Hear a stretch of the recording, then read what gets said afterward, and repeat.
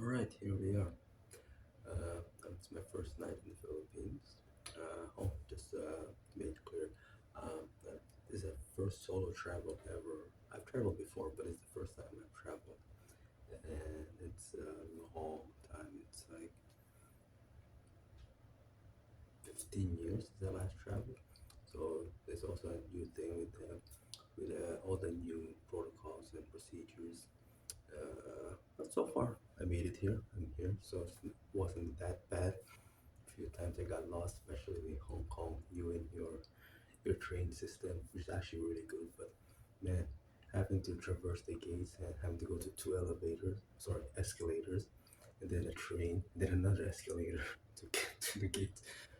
But that's also my fault because I was in the wrong lounge. Because if, in case you didn't know, I traveled Cathay Pacific. So they have four different lounges there, and I stayed in the wrong lounge because I thought it was gonna be gate one or two because I arrived early, so they didn't have a gate assigned yet, and so well that's a long story there. The point is, I traveled here and got in just before 1 a.m. and it was super easy. Like went through immigration, passport, no questions except for, oh, um, you were born a long time ago. It's your first time back. Took my passport and then said, okay, have a good stay. Didn't ask for my purpose. Didn't ask how long. Didn't ask when I was leaving. Where was I staying? Nothing. Just asked for my passport and then waved me through. One thing, I know people who ask about, oh, they don't ask for e-travel. They don't have to because it's linked to your passport. And I know this because you won't even get to your plane from your origin until you have e-travel. Because my plan was I was going to fill in the e-travel form in Vancouver because I had a 6 hour layover. But turns out you have to do it before your initial flight. And it takes like 3 4 minutes long. The longest procedure for this, you actually have to set up an account now. It's not just fill out the thing, put your selfie and all that stuff. You have to register an account, verify it, and then go through all of that. So that took about 3 4 minutes.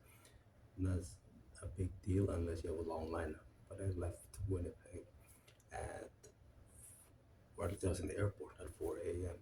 So there wasn't really much of a line there, and I was in the priority, so that's fine. But if you are traveling and you're from North America, at least North America anyway, definitely have your e-travel set up, like before you even leave, because you will need to have that. But other than that, it was a smooth procedure. Went straight down, picked up my luggage, and people picked me up. They were right there in gate three, and away we go. Spending the first few days in Kingsford Hotel. It's very close to Okada, if you know where that is, the entertainment city. It's close by. What's the closest place here? Ayala Mall, so we get the closest shopping mall. And I do plan to go there. It's Good Friday, so it's gonna be closed, or at least most of the shops will be closed. So we'll take a look during the weekend. Um, I did have a room tour of Kingsford here.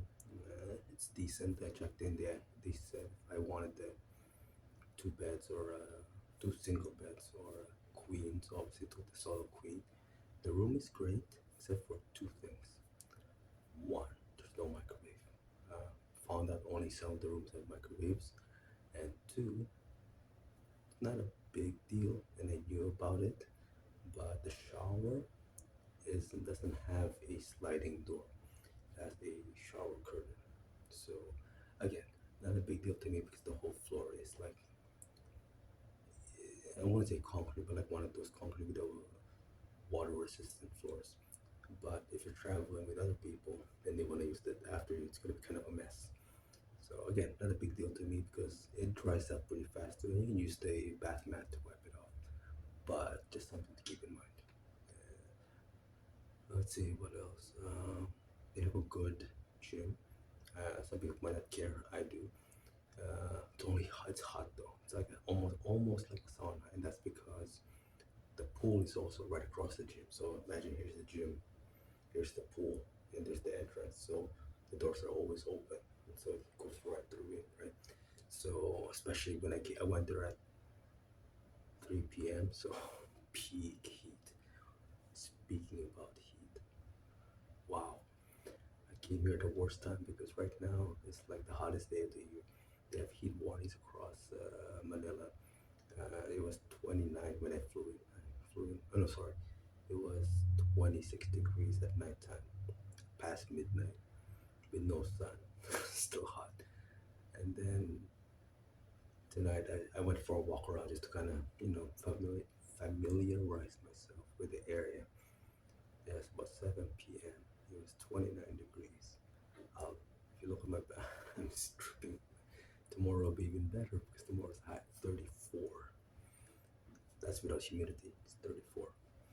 So, but tomorrow will be my first day where I actually kind of do stuff because I get the, I wouldn't say jet lag, but just kind of getting used to the time zone thing. Like I actually felt pretty good, but I want to acclimate myself to the heat and the humidity. After losing about 5 pounds of water, I think I'm okay now. Uh, be going getting my tattoo. Getting That's one of the reasons I'm actually here because it's far cheaper to get a tattoo here. Uh, for point of reference, I'll be getting for the forearm here. It's gonna cost me about 15,000 pesos, which is about, depending on your exchange right now, it's about 400 Canadian. Okay, so about probably 300 US thereabouts. Those of you who know, quarter sleeve or even a half sleeve on your forearm, that's a good 3 to 4 grand. Easy, easy. Probably more depending on the artist. So that by itself already, you might want to think about that. The amount of money you would spend flying over, depending on the kind of piece you want, it actually be pretty worth it just to go more, just for that. Which sounds like a weird reason to do anything, but just saying, something to think about. But yeah, that's gonna be one. Then after that, they're also pretty fast here. Like that would probably take me either 2 sessions or about 10, 12 hours for that. It's probably taking about five. They do a lot of freehand, that's why. And the artist I'm going tomorrow is been doing for over 30 years, and he's won lots of awards. So, but a lot of artists here are really good because that's like their life passion. Just my opinion, of course. After that, me and my friend will probably go to Ayala Avenue. Um, Obviously, with a new tattoo, you want to minimize the all the sweating and the sun. So I might just grab it there because it's really close by. We'll see what happens, but it's mostly just to check it out, get some food, and I'm trying to find a place where I can buy protein shakes, protein powders. I mean, because I don't really want to eat too much solid food because I can't.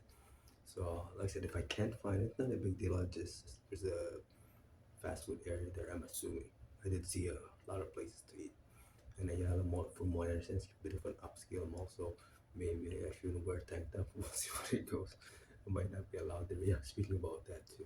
I know I'm gonna ramble over a place. I forgot about Kingsford. They have a Kingsford cafe.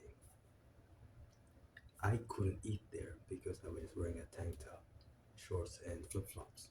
They have a dress code. I know that. La di da, sparky. I understand because it's also not just for the hotel, right? It's for outside. And considering the area, they probably want to kind of make sure you're dressed appropriately, right? So I don't begrudge them that. It does have a sign there, and they do have a bistro kind of bar right outside next to it, where you can order stuff like quesadillas, calamari, miniature pizzas, that kind of thing with drinks and everything. So I ended up getting a quesadilla there and with chips and ginger ale. That cost me 800 pesos. That's a little pricey for something like that because that should have been probably about 200, 250.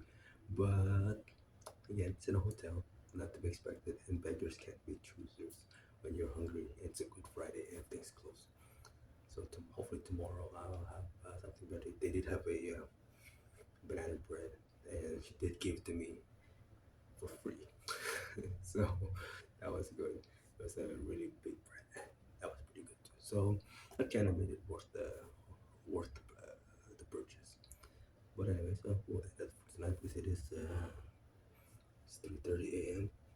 So and I'll be going to the tattoo at 9. So I'll be leaving here about 8. Me and my friend we grab a Uber. Sorry, they don't have Grab is the bigger one. I'll grab a Grab, and it's about 45-minute drive.